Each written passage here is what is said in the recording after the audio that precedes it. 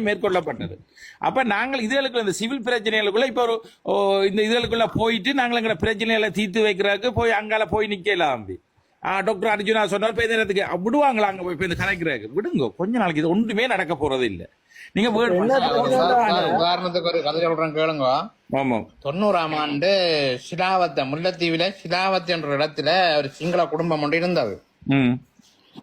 இருந்த இடத்துல இயக்கத்துல இருந்த கோணேஷ், அவருக்கு பேர் கொக்குத்துருவாயை சேர்ந்த ஒரு ஆள். கோணேஷ் பேர், முல்லைத்தீவு கொக்குத்துருவாயை சேர்ந்த ஒரு ஆள். அதே நேரம் என்ன ஒரு விஷயம் சொல்றேன் கேளுங்க. அவர் மட்டுமில்ல, அவருடைய தம்பியார் இயக்கம், அவங்களாம் 3 பேர் இயக்கமத்தில் இருந்தவங்க. தம்பியாரெல்லாம் பேர்ந்துதான் போனது. தமையனை சுட்ட புறம் போனவங்க. அந்த தமையன் வந்து கோணேஷ் என்ற ஆள் வந்து இயக்கத்தில் இருந்தவர். 2 TNT கொண்டு தான் கொண்டு போய் கொஞ்சம் குண்டை அந்த சிங்கள குடும்பத்துக்கு எறிஞ்சவர். வீட்டுக்கு எறிஞ்சாக்கு அவரை போஸ்ட்ல கட்டி அண்ணன் சுட்டது. Very good. இதான் நான் கேட்கிறேன். இதுதான் அண்ணன்.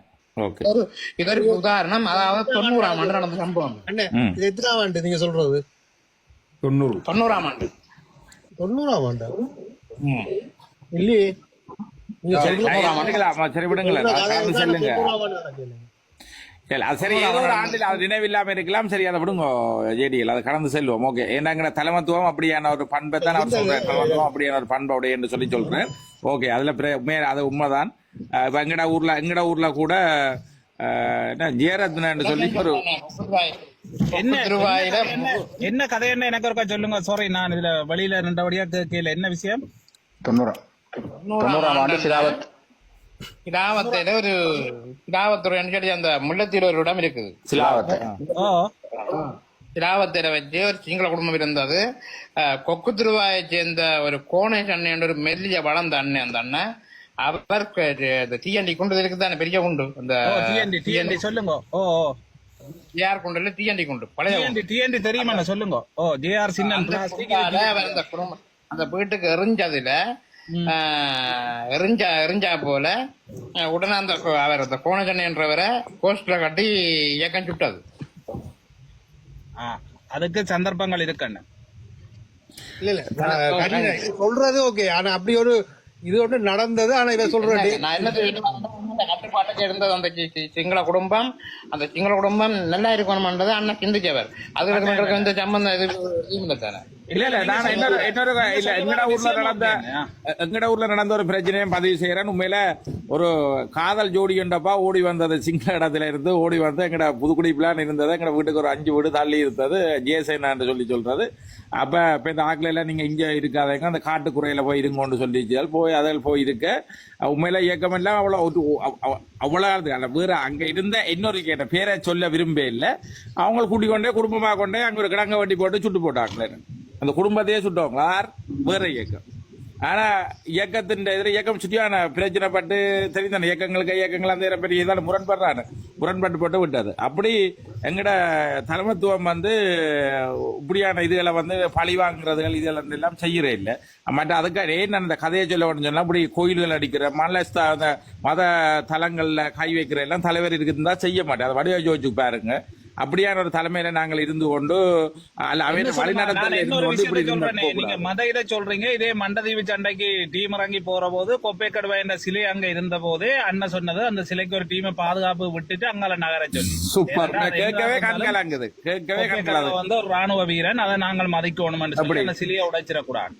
ஓகே, அந்த டென்சில் கொப்பைக்கடுவா செய்தது கொஞ்சம் கொடூரங்களா சாதாரண இதுகள். அப்படியானவருக்கு கூட அந்த மரியாதையை கொடுத்து, உங்களுக்கே தெரியும் சில ராணுவத்தின் உடல்களை அடக்கம் பண்றேன்னு சொன்னா அதுக்கான மரியாதை கொடுத்து தான் புலிகளால் அடக்கம் செய்யப்பட்டது. அந்த ஏன்னா அவியலுக்கான இது கொடுக்கப்படுறது. அதனால இன்றைக்கு ஒரு உதாரணம், உயிரோடய வாழ்றாரு அங்க இலங்கை கொழும்புல உயிரோடய வாழ்றார் கேப்டன் அஜித் பொயகடான்னு சொல்லி எங்கட சகாரவத்தினா கப்பல் தகர்ப்பில நலாயனியாக்கள் உயிரோட பிடிச்சு கொண்டு வந்தவை. ஓகேயா? அப்ப அவர் இன்றைக்கு உயிரோடைய வாழ்றார். அவர் புத்தகமே எழுதி இருக்கிறார் தலைவரை பற்றியும் இந்த போராளிகளை பற்றியும் போராட்டத்தை பற்றியும். ஓகே, ஏன்னா விடுதலையான ராணுவத்தினர் எல்லாம் போய் எவ்வளவு சந்தோஷப்பட்ட எவ்வளவு பேட்டிகள் கொடுத்தவையில் அப்படி தங்களை எப்படி அவரெல்லாம் கனவுல நினைச்சு பார்க்கல அவரை விடுதலை செய்வோம், அவர் போவார் குடும்பத்தோட வாடுவார் என்று சொல்லி ஒரு நாளும் அவர் சிந்திச்சே பார்த்திருக்க மாட்டார். அப்ப இதுல நாங்கள் எங்கட தலைவர் இவ்வளவு மனிதனையும் கொண்டவர் என்று தெரியும் தானே. பாருங்க, அங்க இருந்து ஒரு பொம்பளை வந்து சிங்கள பொம்பளை ஒரு ஆமிய வந்து சந்திக்க வந்த இடத்துல நீங்க சொல்ற ஆள் அந்த அஜித் பொயகோட பிடிபட்ட மற்ற சிப்பாயத்தான் நீங்க சொல்றீங்க.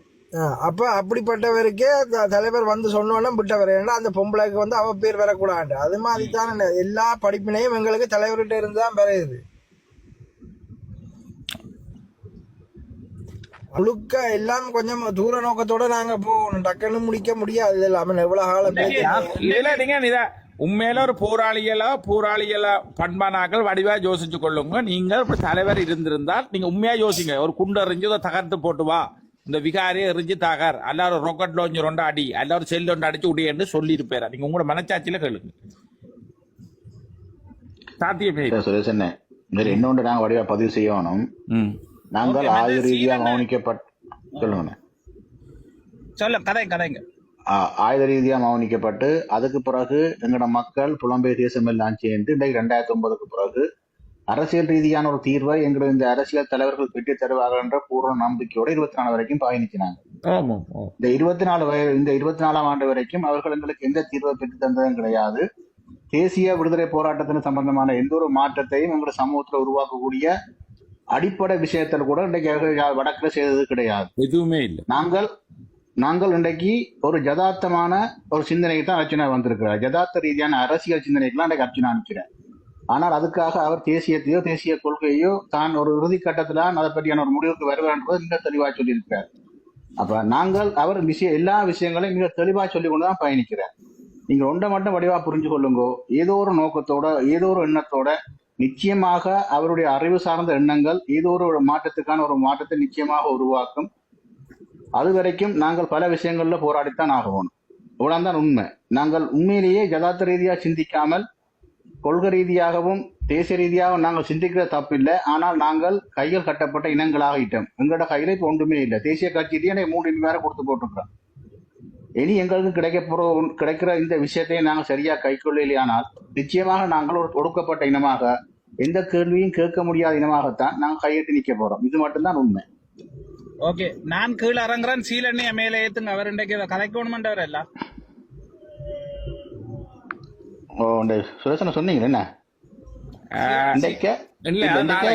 நாளைக்கு நாங்கள் கிறிஸ்டியன்ஸை பற்றி உண்மையில அதாவது வந்து இன்றைக்கு குழந்தை பெற்றோர் ஏதோ ஒரு சின்ன விஷயத்த நான் சொல்லி போட்டு நான் முறங்குறேன். இது யாரு அந்த சகோதரனுக்கும் சரி எல்லாருக்குமே இது ஒரு நானும் கதைச்சு அதை கொஞ்சம் உணர்ச்சி வசப்பட்டு காய்ச்சிட்டேன். மற்றது என்னென்றால் தலைவரையோ இந்த தமிழ் தேசியத்தையோ உரிமை கூறுறதுக்கு எனக்கோ யாருக்கோ உரிமை இல்லை. எல்லாருமே கதைக்கலாம், எல்லாருமே உரிமை கூறுறதுக்கு அது பொதுவான ஒன்று, தமிழர்களுக்கானது. ஏன் சிங்களவர்கள் கூடி தமிழர்களுக்காண்டி நீதிக்காக கதைக்கணும் என்று சொன்னா அவர்களுக்கும் உரியதுதான் அது.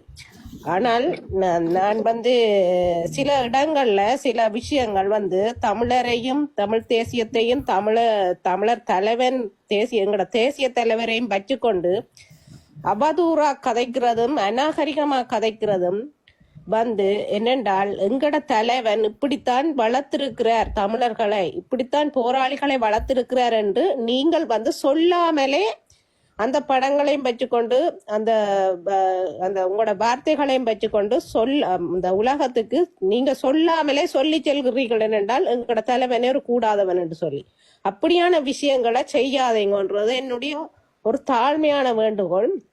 அதுதான் நான் கொஞ்சம் உணர்ச்சி வசப்பட்டுட்டேன்.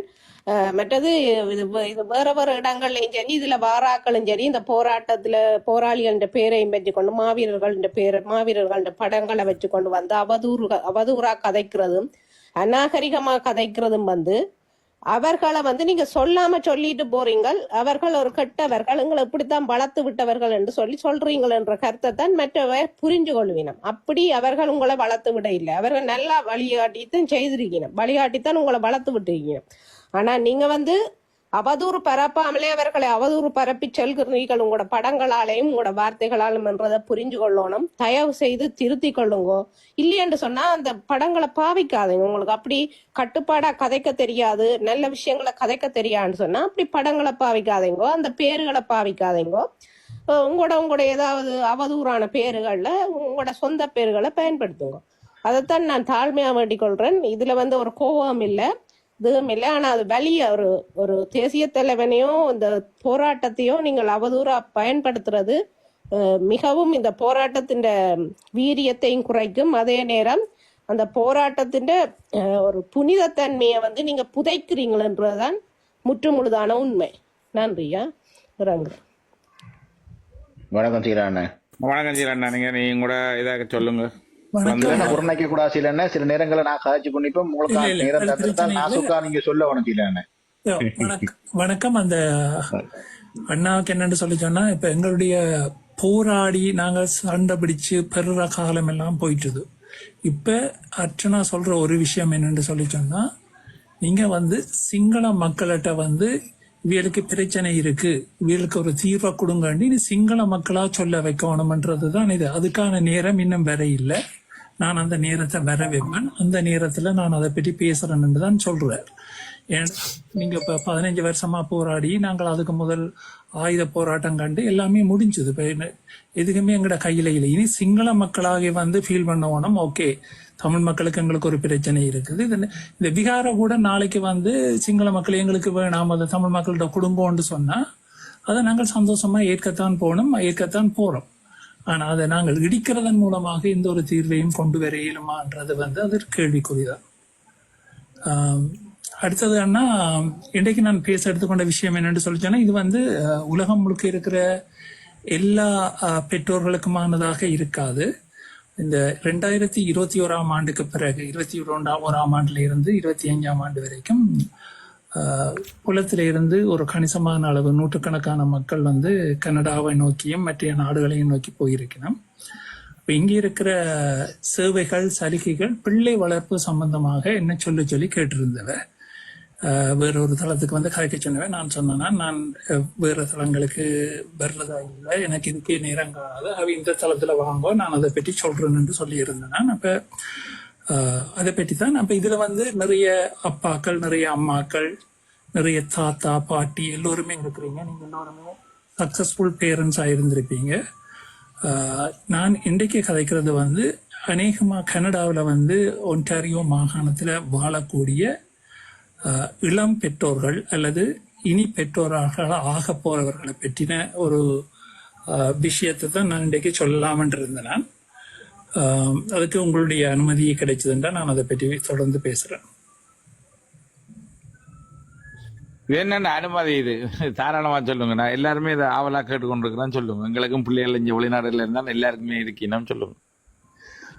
ஓகே. இதுல என்னன்னு சொல்லி சொன்னா, முதலில் ஒரு தாய்மையின் ரெண்டாவது, அதாவது ஒரு பெண் எடுத்துக்கொண்டோம்னா அவன் உடலில் ஏற்படுற முதல் பெரிய மாற்றம் அவ வயசுக்கு வாரது. அதை தொடர்ந்து ஒரு கற்பம் தரிக்கிறதுன்றது அவன் உடலில் ஏற்படுற ஒரு 2வது பெரிய மாற்றமா இருக்கும். அந்த அப்படியான ஒரு சூழ்நிலையில இங்க மேலை நாடுகள்ல நீங்கள் ஒரு குடும்ப மருத்துவரை சந்திக்க வேண்டிய ஒரு சூழ்நிலை இருக்கும். இப்ப கனடாவிலே இப்ப டொரண்டோவை பொறுத்தளவு அல்லது ஒன்டாரியோவை பொறுத்தளவுல இப்ப எங்களுக்கு குடும்ப மருத்துவர்களுடைய தட்டுப்பாடு மிக பெரிய அளவில் இருக்குது. அப்ப நீங்க முதல்ல இப்படியான இளம் தம்பதிகள் முதல்ல நீங்க ஒரு குடும்ப மருத்துவரை நீங்க தெரிவு செய்யணும். எந்த இடத்துலயாவது நாங்கள் நியூ பேஷண்ட்டை அக்செப்ட் பண்றோம், புதிய நோயாளர்களை ஏற்றுக்கொள்றோம் என்றால் அவர்கள் தமிழ் டாக்டர் தான் இருக்கணும் இல்லை. நீங்க அந்த டாக்டர்கிட்ட போய் நீங்க முதல் அவர்கள்ட்ட நீங்க உங்கள்கிட்ட நாங்க குடும்ப மருத்துவராக உங்களை ஏற்றுக்கொள்றோம் என்று சொல்லி அந்த ஃபார்மை ஃபில் பண்ணி எடுத்துட்டு நீங்க ஒன்றுக்குமே பயப்பட தேவையில்லை. உங்களுக்கு பாச தெரியாது, நீங்க புதுசா வந்திருந்தாலும் நீங்க உடனடியா அங்க ஒரு இன்டர்பிரிட்டேஷன் சர்வீஸ் இருக்குது. நீங்க ஒரு போன்லயே அவையில் உங்களுக்குரிய மொழிபெயர்ப்பாளர்களை தொடர்பு கொண்டு உங்களோட பிரச்சனையை உங்களோட கதைப்பார்கள். அடுத்தது இங்க 15 வயசுக்கு மேல 16 வயசுக்கு மேல பெற்றோர்களாக இருந்தாலும் பிள்ளைகளின் பிரச்சனையை பெற்றோரோட கதைக்க மாட்டினோம், கணவனுடைய பிரச்சனையை மனைவியோட கதைக்க மாட்டினோம், மனைவியின் பிரச்சனையை கணவனோட கதைக்க மாட்டினோம். அந்த கணவனோ மனைவியோ அனுமதி கொடுக்கிற பட்சத்துல மட்டுமே மற்றொரு இன்னொரு ஆளோட கதைக்கணும். அப்ப இந்த நீங்க இப்ப முதலாவது ஒரு குடும்ப மருத்துவரை சந்திக்கிறீங்க. சந்திச்ச உடனே அவர் அடிப்படையான சில செக்கப்பை செய்துட்டு அடுத்ததா சொல்லுவாருன்னு சொல்லி சொன்னா, உங்களுடைய குழந்தையினுடைய அசைவுகள் எல்லாமே சரியா இருந்ததுன்னா அவையில் வந்து அடுத்தது அவங்கள சொல்லுவேன் வந்து ஒரு கைனகாலஜிஸ்ட், அதாவது வந்து ஒரு மகப்பேற்று மருத்துவரை நீங்க சந்திக்க வேணும்னு சொல்லுவேன்.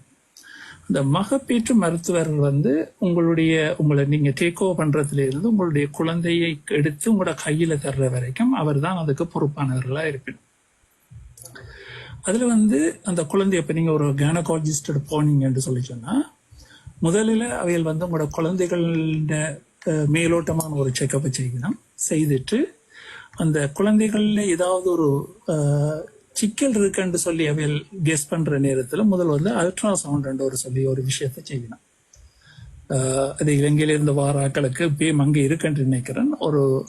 இந்த வயிற்றுல வந்து ஒரு ஜெல் மாதிரி போட்டு ஒரு ஜோய்ஸ்டிக்கால அந்த குழந்தையினுடைய உள்ளுக்கு இருக்கிற படத்தை அவையில் வந்து பார்க்கணும். அது வந்து கூடுதலாக ஒரு காத்தான் அந்த அல்ட்ராசவுண்ட் செய்யணும் 7-8 மாதத்துல. சில வழியில அந்த குழந்தையினுடைய அசைவுகள் ஏதாவது சஸ்பிஷன் இருந்ததென்றால், ஏதாவது சந்தேகங்கள் இருந்ததென்றால் மட்டும் சில வழியில 2 தரம் அந்த அல்ட்ராசவுண்ட் செய்யணும். இந்த 7 மாதத்துல செய்கிற அல்ட்ராசவுண்ட்லையும் வந்து அவைகளுக்கு கிளியரான ரிசல்ட்ஸ் இல்லையென்றா 2 வீக்லயோ 3 வீக்லயோ திருப்பி ஒருக்கா அந்த அல்ட்ராசவுண்டை செய்து அதுக்கு பிறகு உங்களோட பிள்ளையினை பற்றின ஒரு சில விவரங்களை உங்களுடைய கைனகாலஜிஸ்ட் மூலமாக உங்களுக்கு தருவேன். உங்களோட பிள்ளை ஹெல்த்தியா இருக்குது, அந்த அல்ட்ராசவுண்ட்ல உங்களோட பிள்ளைகளின் உயரம் என்ன, உங்களுடைய தலையின் சுற்றளவு என்ன, பிள்ளையின் வெயிட் என்ன, இப்படியான இன்ஃபர்மேஷன்கள் எல்லாமே உங்களுக்கு சொல்லுவேன். தட்டி தவறி அந்த குழந்தையில சில வேளைகளில் ஏதாவது குறைபாடு இருக்குமாக இருந்தாலும் அதுவும் வந்து உங்களுடைய பெற்றோருக்கு சொல்லப்படும். இதுல என்னன்னு சொல்லி சொன்னா ஒரு 75-80% சரியா இருக்கும். உங்களுக்கு ஒரு குறைபாடு உள்ள குழந்தை கிடைக்கும் என்று சொல்லி பிறந்ததுக்கு பிறகு அது ஹெல்த்தியா இருந்த குழந்தைகளும் இருக்குது. ஹெல்த்தியான பிள்ளை பிறக்குது என்று சொல்லி பிறந்ததுக்கு பிறகு குறைபாடோட பிறந்த பிள்ளைகளும் இருக்குது. அது வந்து எல்லா இடத்துலையுமே வந்து அந்த